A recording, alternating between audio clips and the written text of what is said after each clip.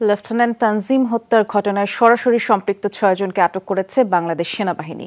কক্সবাজার জেলার চকরিয়া অভিযান চালিয়ে তাদেরকে আটক করা হয়। আটককৃতরা হল আনোয়ার হাকিম, বাবুল প্রকাশ, মোহাম্মদ আরিফুল্লাহ, মোহাম্মদ জিয়াউল করিম, মোহাম্মদ হিলাল উদ্দিন এবং মোহাম্মদ হোসেন।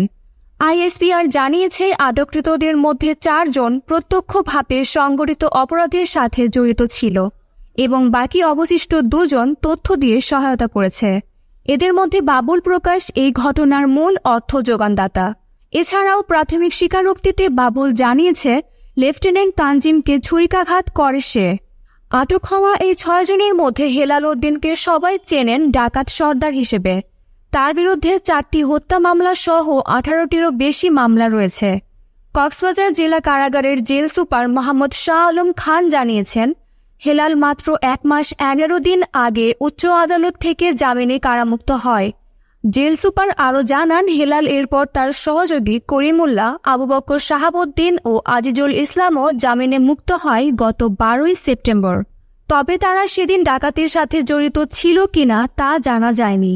২৩ সেপ্টেম্বর মধ্যরাতে কক্সবাজারের পূর্ব মাইজপাড়া এলাকায় রেজাউল করিম নামের এক ব্যক্তির বাড়িতে ডাকাতির সংবাদ পেয়ে অভিযান পরিচালনা করে যৌথ বাহিনী।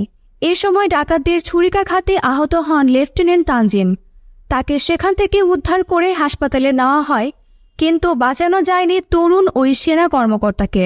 নিহত লেফটেন্যান্ট তানজিম টাঙ্গাইল সদর উপজেলার করটিকা ইউনিয়নের করের বেতকা গ্রামের সরওয়ার জাহানের একমাত্র ছেলে। তিনি পাবনা ক্যাডেট কলেজ থেকে উচ্চ মাধ্যমিক সমাপ্ত করে ৮২তম দীর্ঘমেয়াদী কোর্সের সঙ্গে বাংলাদেশ মিলিটারি একাডেমি থেকে ২০২২ সালের ৮ জুন আর্মি সার্ভিস করে কমিশন লাভ করেন। তরুণ সেনা কর্মকর্তা লেফটেন্যান্ট তানজিম সরওয়ার নির্জন নিহতের ঘটনায় গভীর শোক প্রকাশ করেছেন প্রধান উপদেষ্টা ড মোহাম্মদ ইউনূস। ২৪ সেপ্টেম্বর প্রধান উপদেষ্টার প্রেস সচিব শফিকুল আলমের পাঠানো শোক বার্তায় তানজিম সরওয়ার নির্জনের বিদেহী আত্মার মাগফিরাত কামনা করেন ড ইউনূস।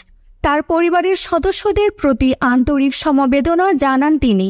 শোক বার্তায় প্রধান উপদেষ্টা বলেন, বাংলাদেশের শান্তি শৃঙ্খলা ও সার্বভৌমত্ব রক্ষার অতন্ত্র প্রহরী বাংলাদেশ সেনাবাহিনীর এই তরুণ মানুষের জানমাল রক্ষার্থে নিজের জীবনকে উৎসর্গ করেছেন তিনি। দেশপ্রেমের আদর্শ নজির হিসেবে তার এই আত্মত্যাগ জাতি চিরদিন শ্রদ্ধার সঙ্গে স্মরণ করবে।